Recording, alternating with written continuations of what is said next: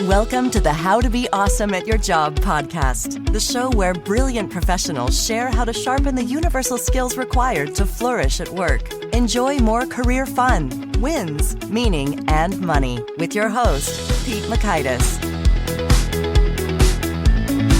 Hello, and welcome to episode 854 with Anh Dao Pham. Ann is coming back rather quickly from her last appearance because she teased an episode on note-taking. I asked y'all if that's something of interest. Got a bunch of emails back saying, oh, yes, it is.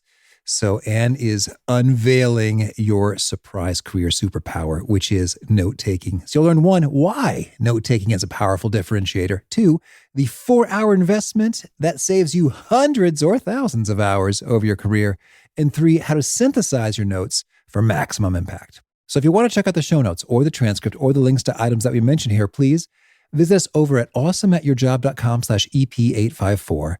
And while you're there, you might want to check out some goodies such as the Gold Nugget emails. This is our attempt at some note-taking to summarize the most actionable and powerful wisdom a guest shares in an email you can read in about 2 or 3 minutes, as well as unlocking the archive of all 854 now of these Gold Nugget summaries. I recommend you check those out, along with other goodies at awesomeatyourjob.com. Now, here's a bit about Ann. Anh Dao Pham is the VP of Product and Program Management at Edmunds.com, and she has successfully led technical projects for 2 decades at startups and major corporations. In her book, Glue, How Project Leaders Create Cohesive, Engaged, High-Performing Teams, and vividly brings compassionate, positive, nimble leadership to life, demonstrating with actionable guidance the power of caring and connection to inspire outstanding results. Big thanks to Ann for sharing her wisdom with us, and big thanks to our sponsors. Check them out. One sponsor to check out is Bamboo HR. I love owning my own business, but I do not love doing government compliancy things. HR is hard, but Bamboo HR is easy. Bamboo HR is a powerful yet flexible all-in-one HR solution for your growing business. Wrangling benefits, onboarding, performance, recruiting, reporting, vacation time, trainings, oh my, can take hours. But with Bamboo HR, it can take mere minutes. Setting up a demo account is ridiculously easy. I didn't have to coordinate calendars to schedule a demo with a sales rep. Nope. I just created a sample account with sample data within 3 minutes of visiting their website, so I could immediately behold its vast capabilities. The software is genuinely beautiful in its breadth and simplicity. No wonder 34,000 companies trust Bamboo HR with their HR needs. So reclaim your time and check out the free demo at bamboohr.com/free demo.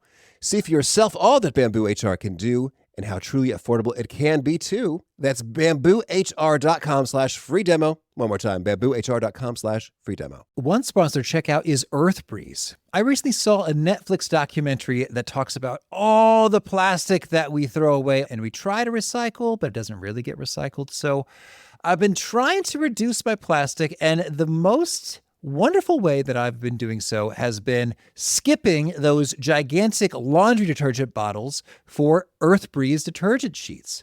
EarthBreeze detergent comes in super convenient cardboard, plastic-free packaging, so it's much more eco-friendly than your normal detergent. And I love how portable and quick and easy they are, and I save a pretty reasonable amount of time skipping having to carefully pour and measure liquid detergent into the machine by just tossing a quick and easy sheet in there.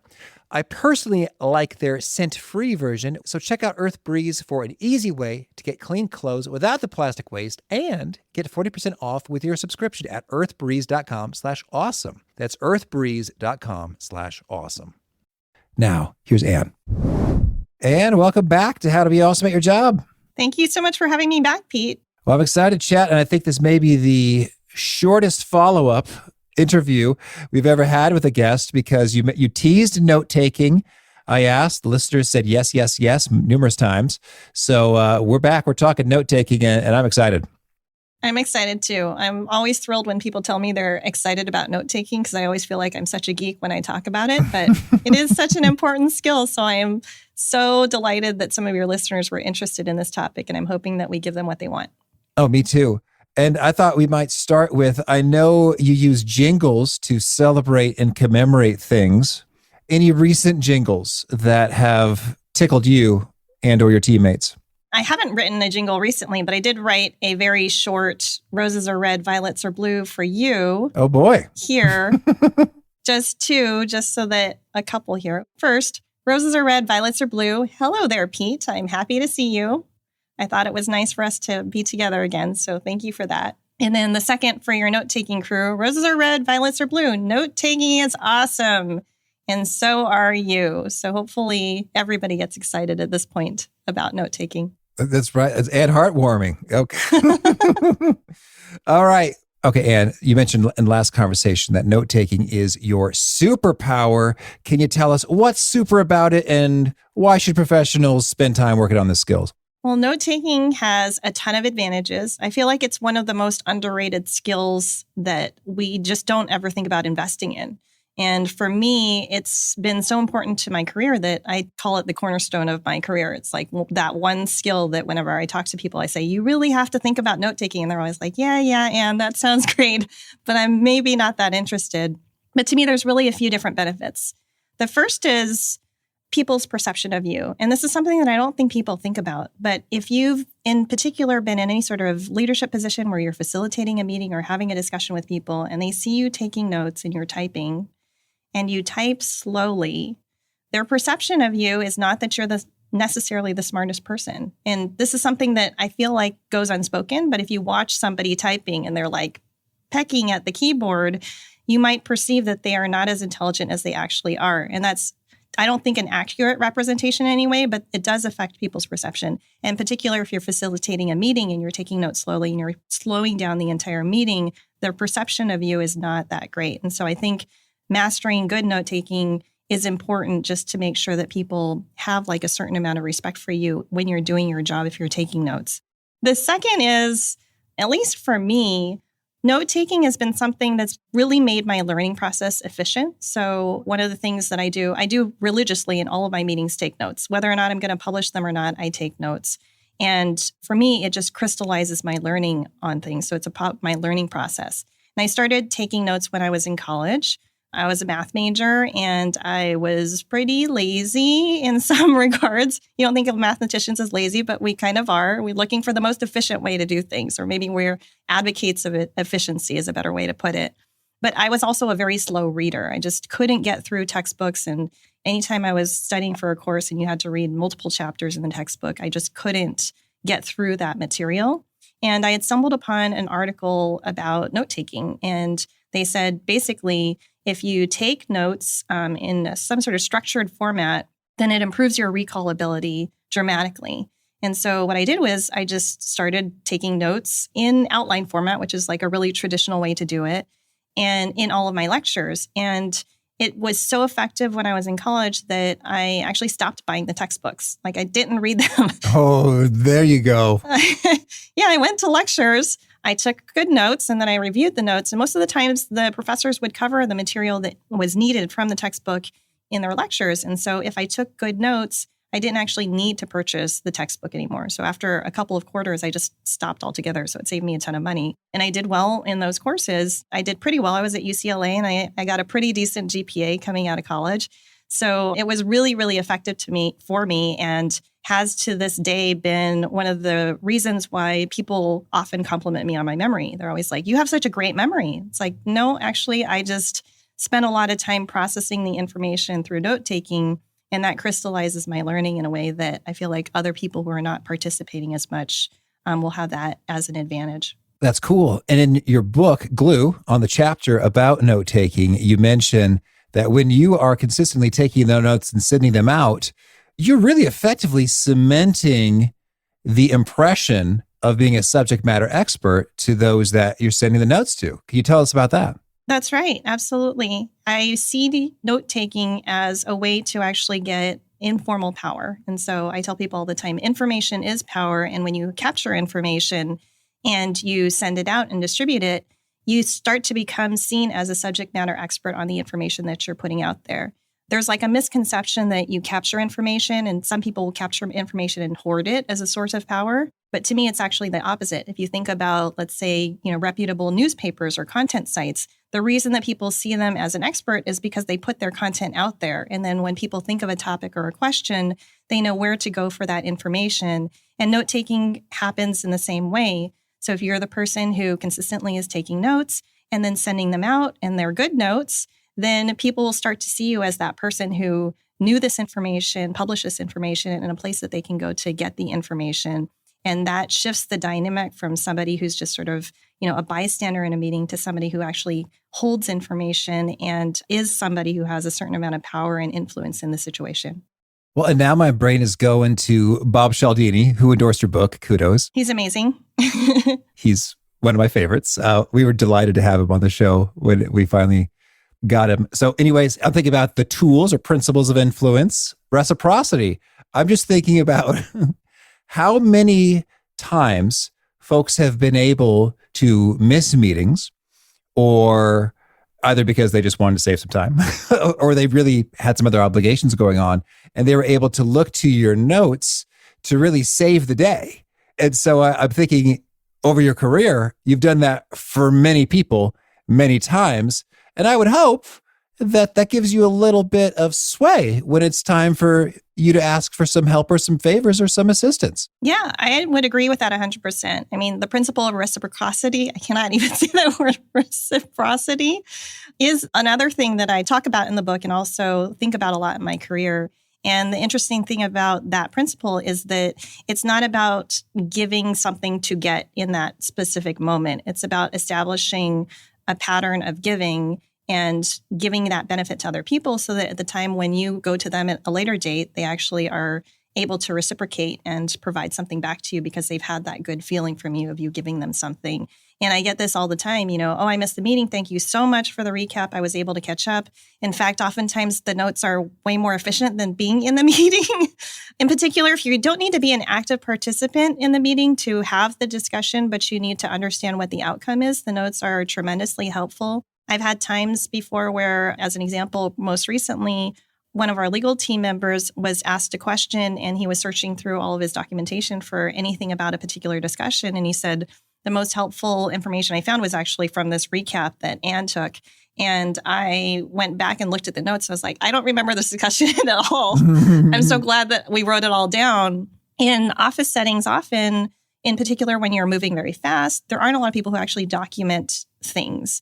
And so when you start doing that, it becomes often the system of record for whatever the discussion was that happened. And it helps all the people thereafter, either in the moment because they missed it, in some sort of a reminder capacity, like I can't remember exactly what we talked about, but I remember we covered this at some point, or even very much later, like through this legal inquiry, some indicator of what was actually discussed and why we did it. That's beautiful. Well, shifting gears now into the how, you mentioned that in some ways, just your sheer typing speed is foundational. Can you speak to that? Yes, typing speed is extremely important. Actually, out there are studies that talk about note-taking and how taking notes with a pen and pencil is actually more effective in terms of your ability to remember things. I actually believe that that's kind of bunk, but there are studies about that. I think it's the act of actually taking information and then participating in it that actually crystallizes things. If you're in an office setting, I would argue that typing is the equivalent of doing that pen and paper activity as long as you're actually participating. But in order to be able to participate, you can't be slowed down by your own skill to capture the information. So typing speed is extremely important. And I always tell people if I notice them, not typing as fast as I think that they can, to spend some time investing in themselves in that typing speed. We always have people complain about how they don't have enough time in their day. And if you spend a lot of time actually responding to emails or reading things or writing memos, this is a place where you can actually improve your efficiency significantly. And it doesn't actually take that much investment. When I actually started typing, I was in high school, actually my transition from high school to college, and I attempted to go and get a job at a temp agency. And at the time, I think I was around 18 or so. I got tested for my typing speed and I came in at something like 40 words per minute. I'd never actually put in a concerted effort to improve my typing speed. And the people who were helping with the hiring said, frankly to me, it's like, hey, this is just not going to cut it. Nobody's going to hire you for a temp position if you don't get this typing speed up. And at the time I went home and I happened to find a really old spiral bound typing speed book that my mom had used when she was younger. And I picked it up and I did a handful of drills. And I think I spent maybe 3 or 4 hours or so just doing a handful of drills. And then a couple days later, I went back and took the test again, and my typing speed was up to 60 words per minute. So it wasn't actually that big of an investment. And if you think, if you currently type 45 words per minute and you can increase your typing speed to 60 words per minute, that's like a pretty significant improvement in your efficiency. And it doesn't take that much to invest in yourself to get that typing speed up. So I feel like everybody should take a moment to do that if they haven't already. It's funny because when I say this or people read the book, they're like, I went and tested myself like right after I read that chapter. And they're always reporting their typing speed to me. And it's like, great, do that. Yeah, thank you. I have received a lot of these unsolicited reports. Well, you're bringing some fond memories back. I remember I found a transcriptionist and he was so gung-ho. I think it was on one of those contractor platforms like Fiverr or Upwork or something. And he said, I've already started on it and you can see. And then he showed the Google Doc in which he was like transcribing, quickly. I was like, okay, there you go. That's impressive.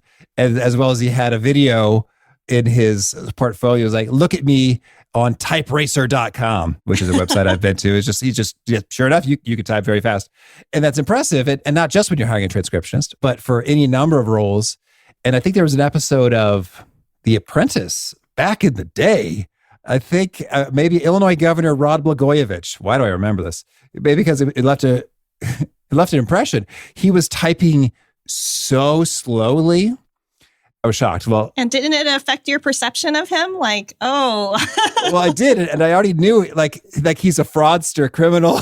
And it made it worse. And he can't type fast. So it makes an impression. I just want to mention, so right now, AI is so hot right now, and the ability for automated transcription to occur. What are your thoughts on that? Does that make it less important to be able to type quickly? No, I mean, I think that at the end of the day, typing is a way of processing information. So it depends on what you're trying to use it for. Like, as an example, if you're going to transcribe a podcast and you're putting it out there because you want the content out there, then I think there's absolutely no harm in doing some sort of automated transcription. You're not actually trying to learn the material or do something with it. You're just trying to make it available.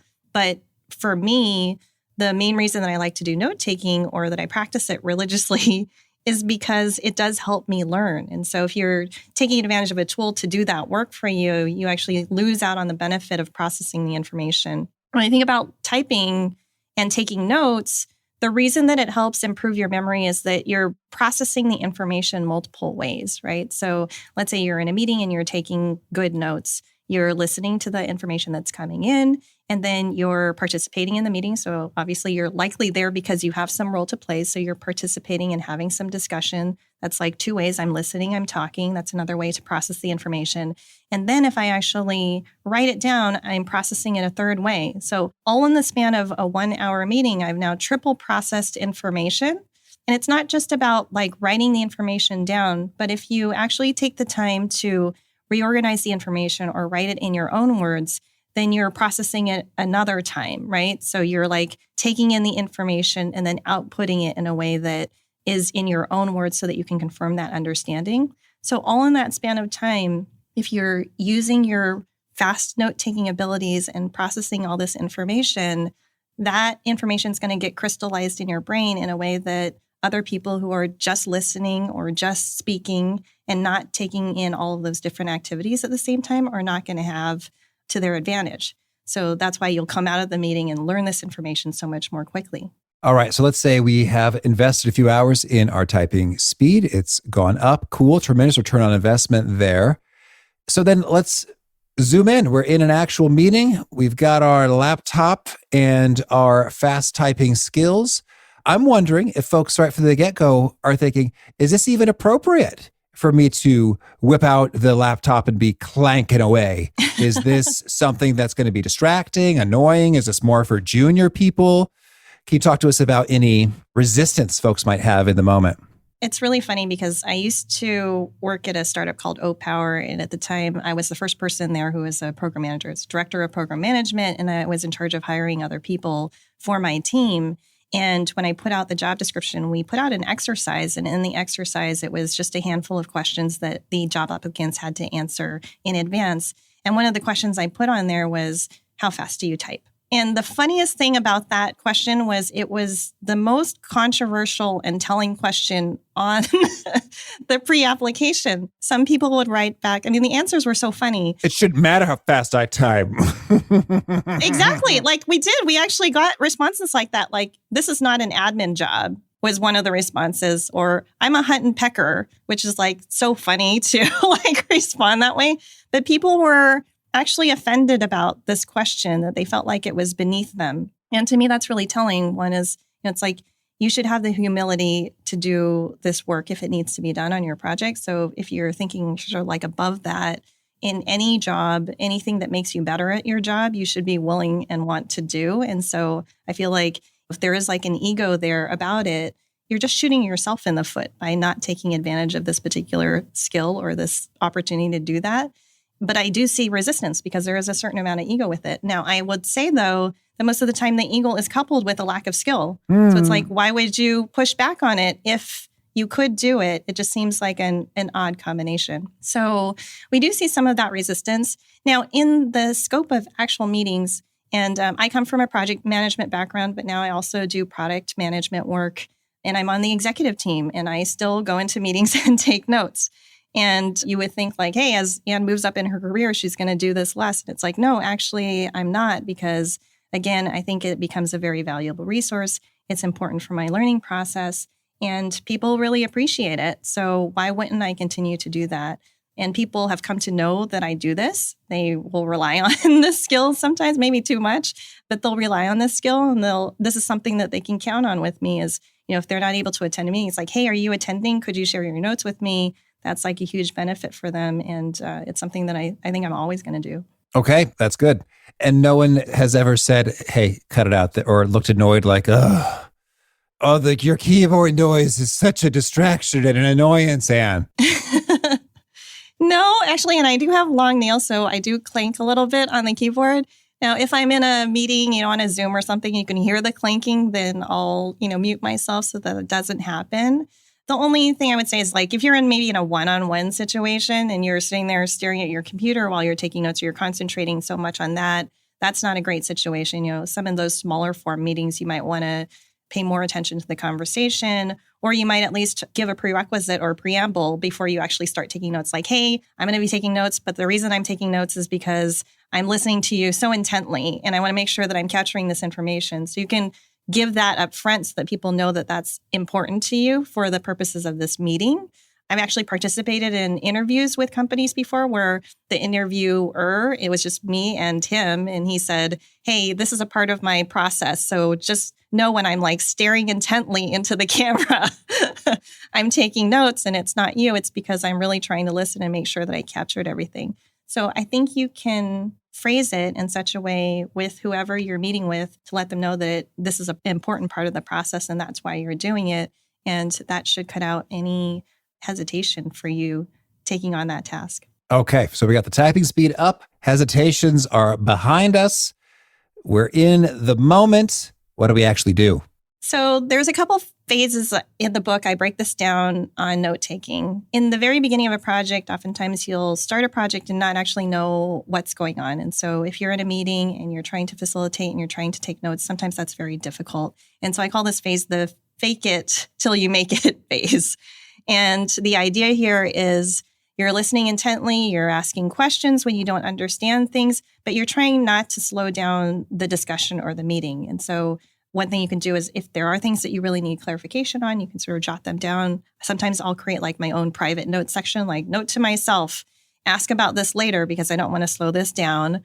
But in the span of the meeting, what you want to do is try to capture the most salient points, the most important things. And there's really only a couple of categories. One is, what are the key decisions that are being made? And then two is, are there any sort of follow-up items or action items, and who's going to be responsible for those? And in a meeting where you don't exactly know what's going on, and sometimes maybe they're even using jargon that you don't fully understand, the most important thing is to write down accurately what is being stated. And if you're unsure, you can always prompt somebody like, hey, I heard this word. It sounds like a decision was made. Is that true? If so, can somebody just restate the decision for clarity? And when you do that, it actually helps the meeting because, oftentimes people will say, okay, great. They'll have a discussion and they'll seem to have come to some sort of consensus and then they'll move on. But nobody actually stated the decision at the very end. And sometimes when you do that and prompt like, hey, I heard a decision or I think we made a decision, can somebody state that? It will actually clarify that maybe something was missed or maybe somebody had a slightly different understanding of the decision. So you're actually helping the process by asking that question. And then once it gets stated in a clear enough way, you can say, okay, so I heard this is the decision, state the decision, and then write it down. So you're sort of capturing the most important things. And that to me is sort of the fake it till you make it stage. And if there is jargon that is being used in that state where you don't fully understand what they're saying, you just make sure to repeat back, this is what I heard you say, is that right? And then write that down in the way that they said it. It's not as important in this phase that you understand the notes as it is that the people who are in the meeting understand the notes and what's next. And so there you just want to capture exactly what they said and then note to yourself to learn and understand it later. And then you can follow up with a person and ask those questions to make sure that you fully understand what you're sending out. Don't send out things that you don't understand like at all. Capture them and then make sure you understand them before you send it out because that's how you're going to get the benefit ultimately. So that to me is like really the first phase. And then over time, what you want to do is sort of graduate to a more, I'd say, mature note-taking phase where you're then sort of going through the process, participating in a meeting, and then taking notes, but organizing the information as you're going along. And when we talk about note-taking, people ask me all the time, like, well, what's the secret? It's like, well, I don't just take notes. I'm actually participating, and then I'm summarizing the information in my own words. And there's a lot of benefits to that. The first is really that when people speak, it doesn't always make for good notes. You know, if you capture everything verbatim, there's ums and ahs, there's pauses, there's twists and turns. They might repeat themselves 5 times. It doesn't make sense for you to write everything that everybody is saying. What you want to do is capture what the point of that discussion was. So, you know, take a moment to sort of rephrase it for yourself in the most concise way and then type that down. And then as you're going through the meeting, you're participating. And if you have read my book, Glue, there's actually 2 chapters next to each other. It's the note-taking chapter, and then the next chapter is about synthesis. And I think when you're doing really successful note-taking or good note-taking, you're actually practicing both skills at the same time. And so note-taking is sort of the act of like writing down the information and organizing it. But how do you actually organize the information? And there's a few different ways to do it through different techniques of synthesis.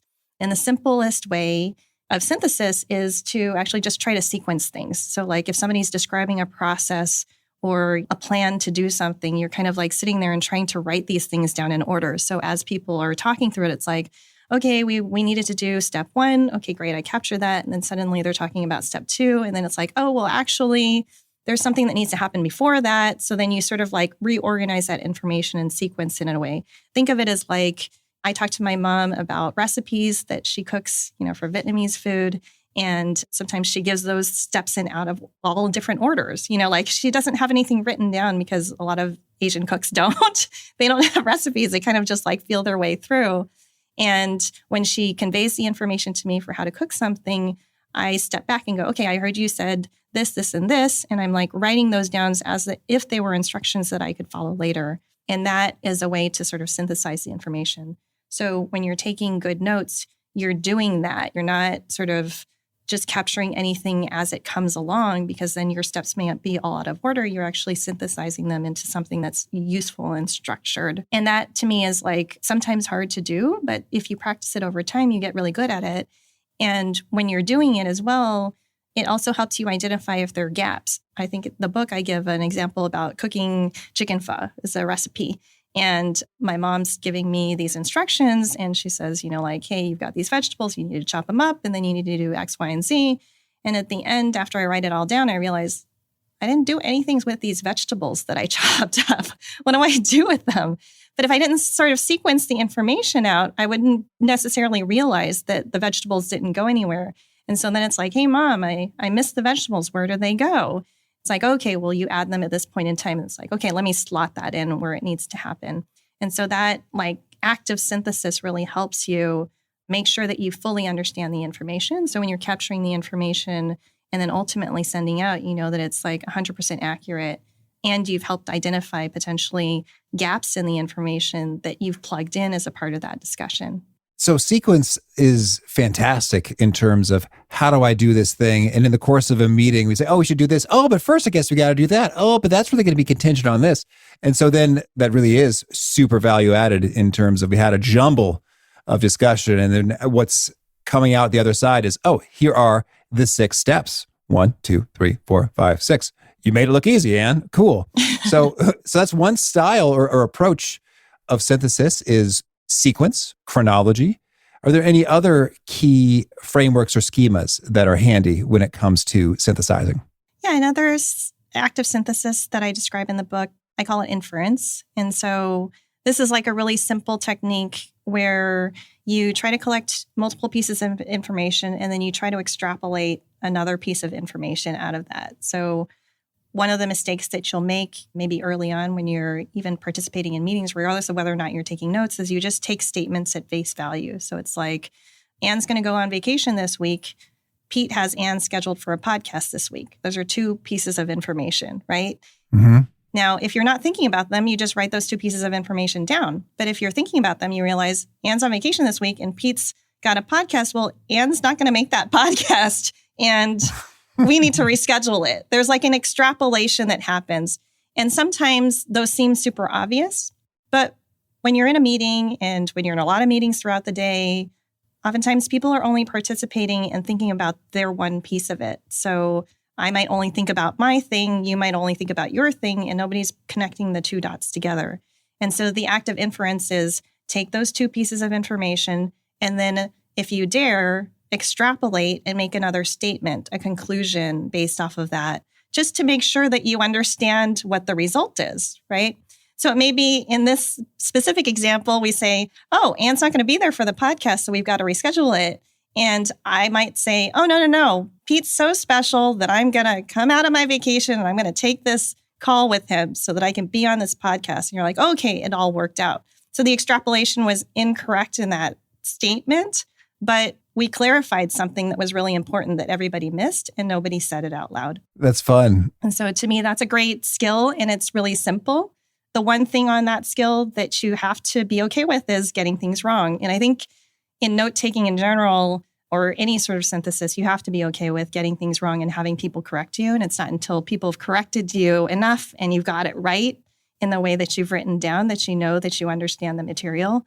So you have to get past that. But I think the benefits are huge. Certainly. And I think that can, over time, expose some themes and patterns in terms of, oh, okay, this person will make vacation exceptions for super important things or does not ever want to be interrupted on their vacation. And so that's a very narrow extrapolation or theme or pattern recognition. And then in a way, it's even helpful for the individuals in terms of, oh, here's how I'm communicating and here's what's often missed.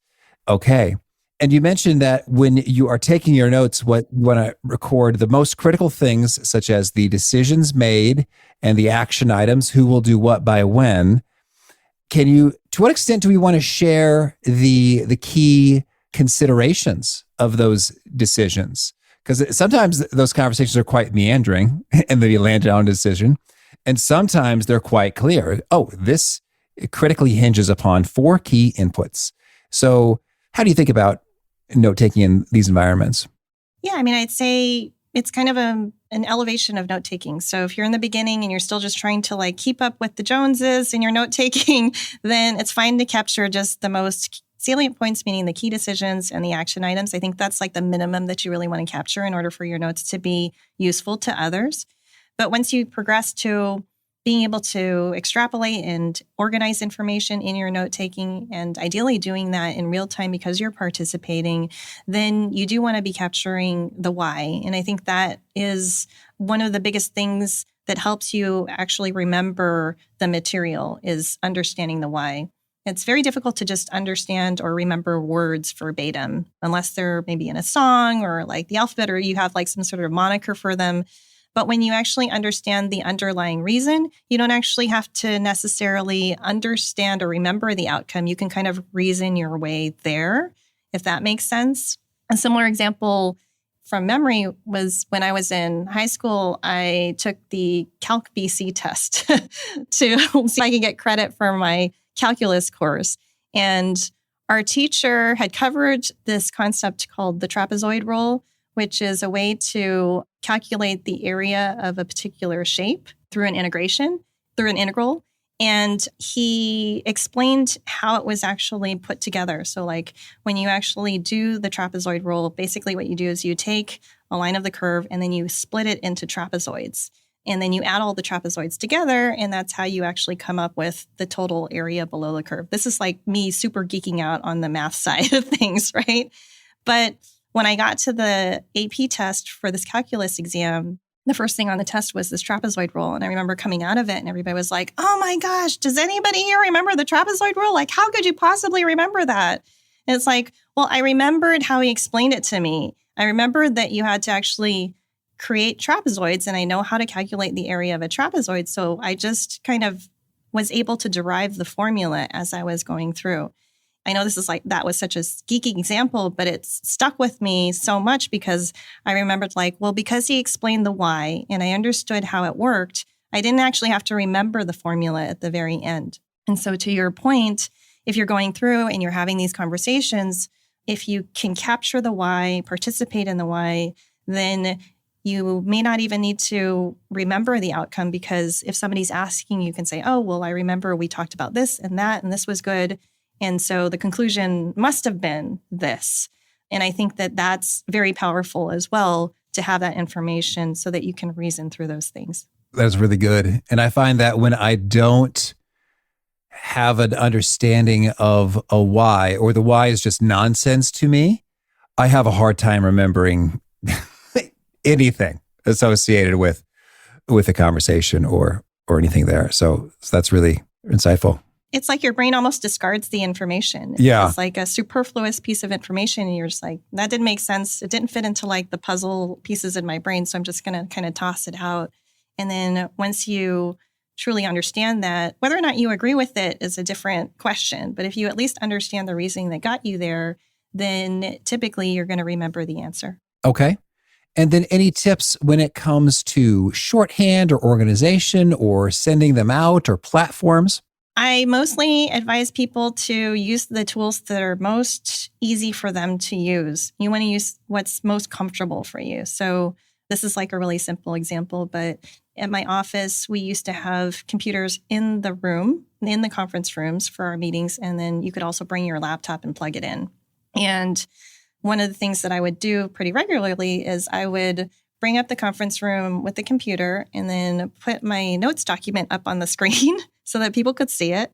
But then I would actually take notes from my laptop. So, it was just sort of just like projecting the information through one mechanism and taking notes from my laptop. And one time a person asked me, why do you do that?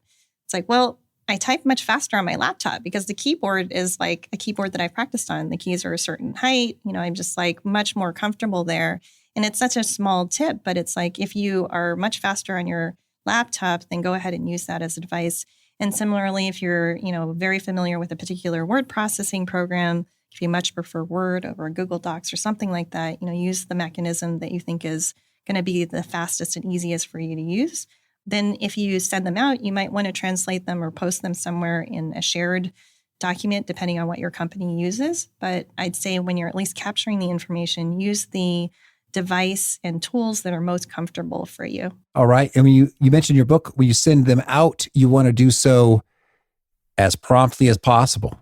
Yes, you do. Because honestly, things move so fast that the information may be invalid or have changed over time. So like if I sit too long sometimes on a recap, sometimes people have completed the action items and they've already come to slightly different conclusions. So you want the information to go out as timely as possible. You want it to be timely and accurate and concise if possible, and to get them to the broadest population that you can that's relevant to them.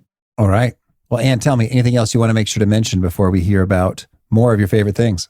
I'd say the only thing that I wanted to reiterate is I think that, again, note-taking is a very learnable skill. And it's one of the things that people don't pay attention to. They don't think about investing in. And I think that there are so many different benefits that if you just invest a little bit more in yourself, that you'll have this is in your arsenal for the rest of your career and reap those benefits.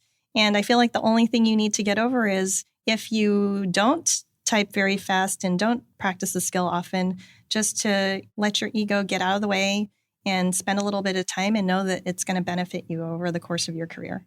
All right. Well, Anne, we spoke pretty recently, but you mentioned that you did prepare some additional favorite things. So lay it on us. How about another favorite quote?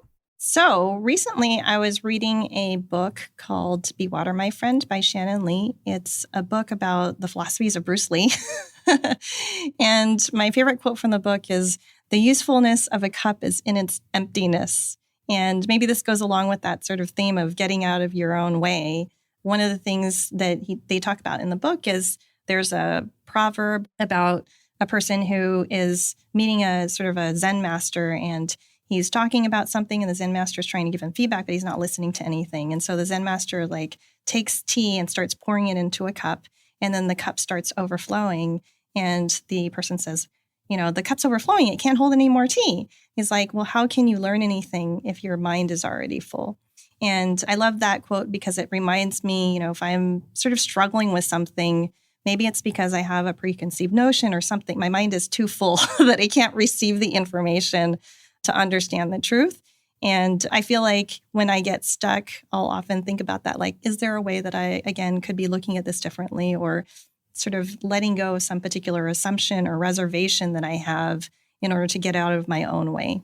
And a favorite study or experiment or bit of research? Have you seen the TED Talk by Derek Sivers, How to Start a Movement? I think I have long ago. It's one of my favorites. I think it's a 2-minute TED Talk, really, really short.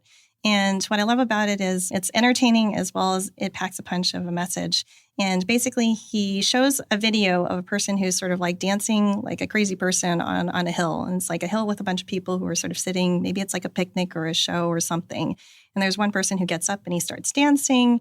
And then after he's dancing for a period of time, then one second person gets up and starts dancing. And then just a few minutes later, all of a sudden, like people swarm together and start dancing together. And he says, hey, we've started a movement. And the interesting thing about this is he says, people think about leadership as the first person who actually started the movement. But actually, it was the first follower who is the most impactful, because the first follower joined that leader. And the quote is, without the first follower, the leader is just a lone nut.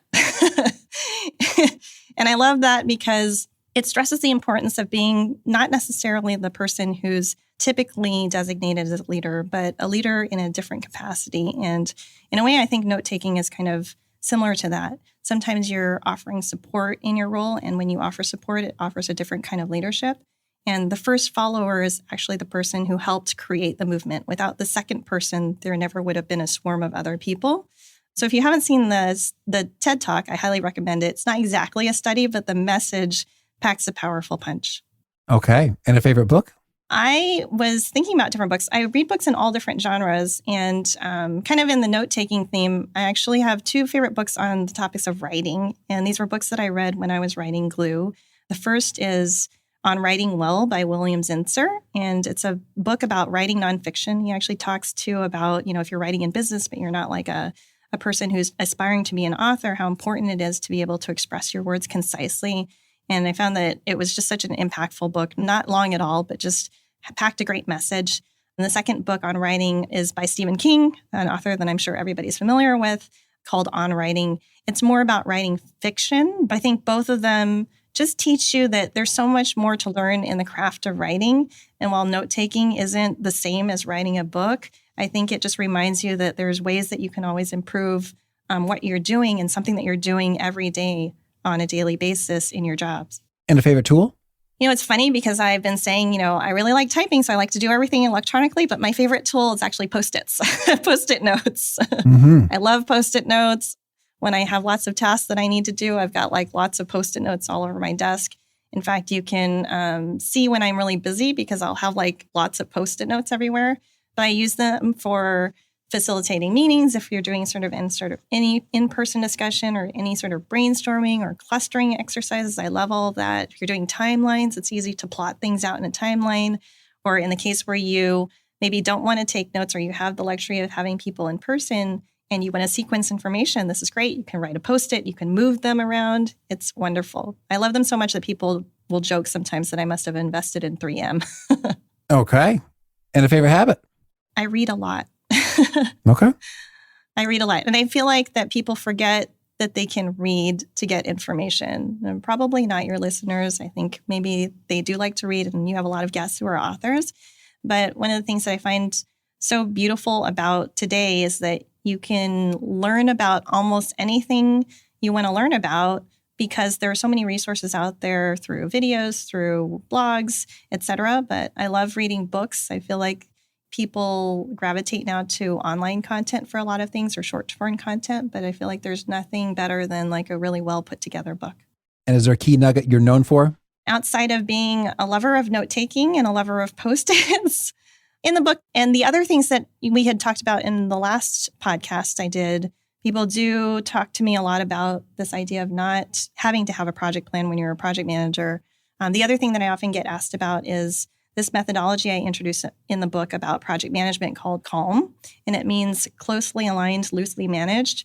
And it's a way of managing projects without managing them as hands-on as typical project managers might, through alignment and setting clear goals, and then giving people ownership over their respective tasks rather than trying to dictate and control everything. So I get asked about that a lot. All right. And if folks want to learn more or get in touch, where would you point them? I'd love it if folks could contact me through my website. It's www.glueleaders.com. And there you can find, again, all of the links to any information about my book, this podcast when it's available, as well as the last podcast that you had me on, Pete. So thank you so much for the opportunity. And if you'd like to reach out or have any other questions about note-taking or anything else in the book, I'd love to hear from you. Okay. And do you have a final challenge or call to action for folks looking to be awesome at their jobs? I'd say, at least with respect to note-taking, just try it. Just try it. And again, practice. It takes a lot of practice, and practice doesn't actually make perfect. I feel like as a person in my career, I'm always looking for a way to progress, and I never have finished progressing. And so I'd say practice and continue to strive to make yourself better, because I think everybody has the capacity to do more and better as long as they put their minds to it. All right. Anne, this has been a treat. I wish you much luck and many good notes. Thank you. I hope your listeners really enjoy this note-taking, and I'd love to hear from them. And thank you again for the opportunity, Pete. I actually really resonated with what Anne had to say about typing. It's so true that a relatively modest investment in learning typing really does pay off dramatically over the long haul. And I know in a world with ChatGPT and automated transcription, even still, I find being able to type goes faster, especially if I have a lot of acronyms, ambiguous punctuation, capitalizing new paragraphs that I'm trying to rock. That automated transcription of my voice just does not actually deliver faster than when I am writing. I've put it to the test a few times. So the typing makes a world of difference, even in this age of all the cool technology. Typing, huge. Give it a shot. See just what kind of an impact 4 hours of tinkering can make. And just multiplying that out is absolutely massive. So anyway, note-taking, synthesizing, typing makes a world of difference in terms of the quantity and quality of work and understanding that you are producing and contributing with your colleagues every day. So again, the show notes, the transcript, the items that we've mentioned here are linked at awesomeatyourjob.com/EP854. Hope to catch you next time, and peace. Thanks for listening. To get the most out of the show, we recommend 2 key things. First, check out the extra resources at awesomeatyourjob.com. You can find this episode's transcript and links, as well as the perfect episode for your situation. You can search the full-text transcripts of hundreds of episodes or explore episodes tagged by topic and competency covered. Second, subscribe to the podcast and get future episodes automatically. You can subscribe by telling Siri and several other smartphones and speakers, subscribe to the How to Be Awesome at Your Job podcast, or by tapping subscribe in your podcast player of choice.